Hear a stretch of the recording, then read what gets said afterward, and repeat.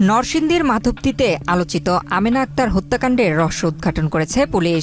মেয়ের বিভিন্ন অসামাজিক কর্মকাণ্ডে বিরক্ত হয়েই তাকে হত্যা করেছে সৎবাবা আশরাফ আলী।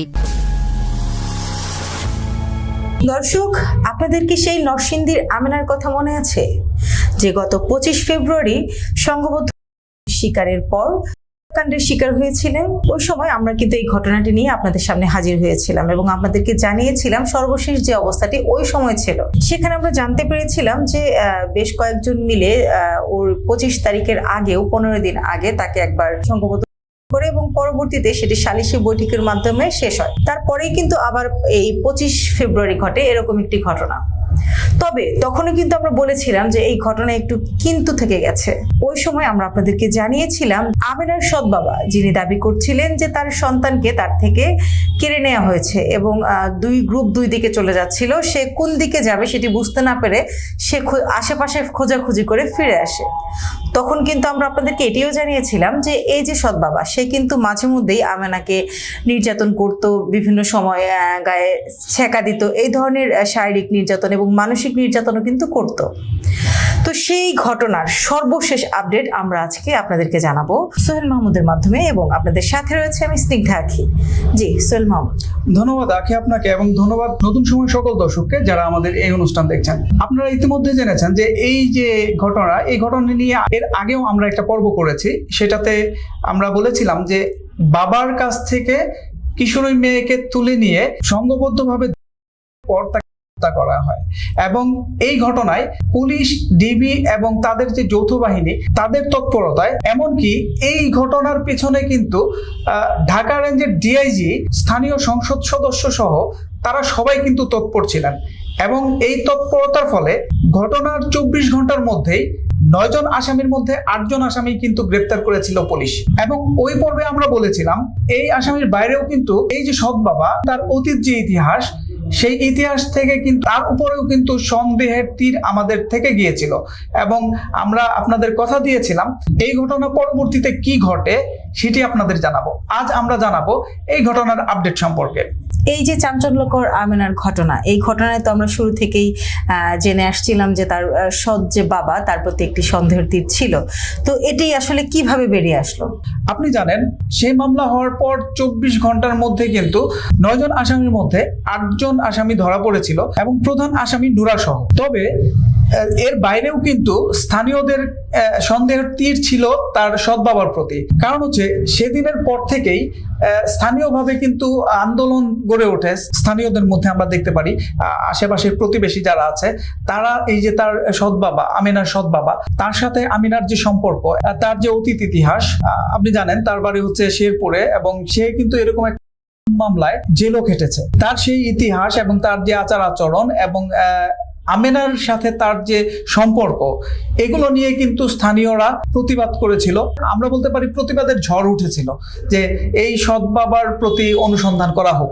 হ্যাঁ, এবং প্রথম থেকে আমরা দেখে আসছিলাম যে সৎ বাবার আচরণগত কিছু পরিবর্তন ছিল এবং ওই সময় আপনি অনুসন্ধান করতে গিয়ে কিছু বক্তব্য পেয়েছিলেন যে জায়গায় সরাসরি ওই সৎ বাবা যে আশরাফ আলী, তাকে দোষারোপ করছিল প্রতিবেশীরা। এবং আমরা বলেছিলাম যে পুলিশকে যখন আমরা এই সৎ বাবার কথা বলি, তখন তারা আমাদেরকে বলেছিল যে তারা তাদের অনুসন্ধানে সবকিছুই সামনে রাখছে, অর্থাৎ এই যে সৎ বাবার যে ব্যাপারটা, এটাও কিন্তু তারা তদন্ত করছিল।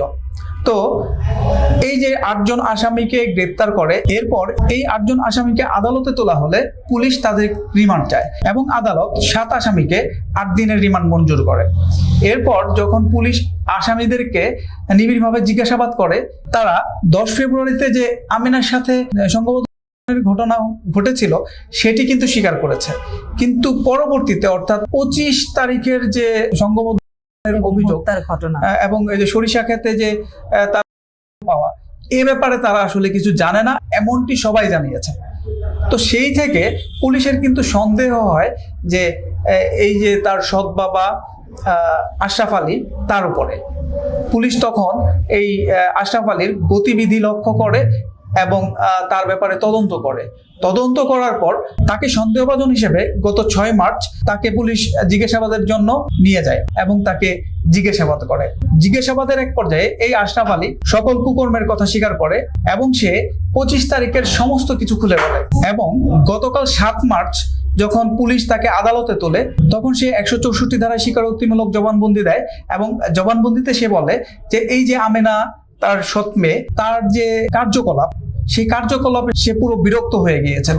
অর্থাৎ এই যে মামলার যে আসামি নূর মোহাম্মদ নুরা, এই নুরার সাথে আমেনার কিন্তু একটি অনৈতিক সম্পর্ক ছিল, যার কারণে হচ্ছে এই যে নুরা, সে তো এলাকার মধ্যে একটা বখাটে ছেলে, সে কিন্তু বিভিন্ন সময় এই যে আমেনাকে বিভিন্ন জায়গায় নিয়ে যেত এবং আমেনাও তার সাথে এরকম বখাটে অবস্থায় চলাফেরা করত, যেটি হচ্ছে আশরাফ আলী মেনে নিত না। এবং এই কারণেই আমেনার সাথে তার বিভিন্ন সময় লাগতো এবং আমরা আগেই জেনেছি যে এই আমেনাকে সে বিভিন্ন সময় শারীরিকভাবে মানসিকভাবে নির্যাতন করত। এবং এই যে তার শারীরিক মানসিক নির্যাতনের যে কারণ, এই কারণ হিসাবে সে এইগুলোই জানিয়েছে যে এই সৎ মেয়ের উপর সে বিরক্ত ছিল।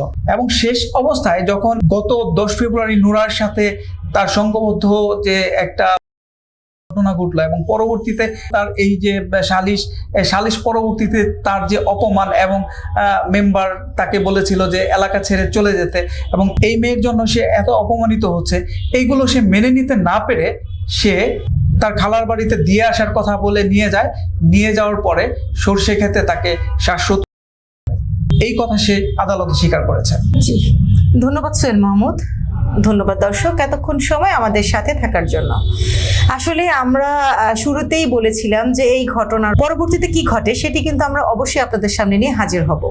তো আমরা পরবর্তীতে পুলিশের ইনভেস্টিগেশন, ইভেন আমাদের নিজস্ব তদন্তে আমরা যেটা জানতে পেরেছি যে এই যে ঘটনাটি সেটি কিন্তু তার সৎ বাবা নিজেই ঘটিয়েছিল এবং দায় দিয়েছিল, যেহেতু পূর্বে একটি ঘটনা ঘটিয়েছিল নুরা এবং তার বন্ধুরা, সেই সুবাদে সে কিন্তু সেই সুযোগটিকে কাজে লাগিয়ে করে নিজেকে বাঁচানোর জন্য সমস্ত দোষ কিন্তু এই নুরাদের উপর চাপিয়ে দিয়েছিল। তবে একটা কথা আমরা সবাই জানি যে সত্য কখনো চাপা থাকে না। এই ঘটনাটা কিন্তু তারই আরেকটি প্রমাণ। এই যে এত কিছু হওয়ার পরে 24 ঘন্টার মধ্যে সমস্ত আসামি ধরা পড়া, সকলকে রিমান্ডে নিয়ে যাওয়া, তারপরেও কিন্তু এই ঘটনার সর্বশেষ যেটি সত্য ছিল সেটি কিন্তু কোনো না কোনোভাবে বেরিয়ে এসেছে।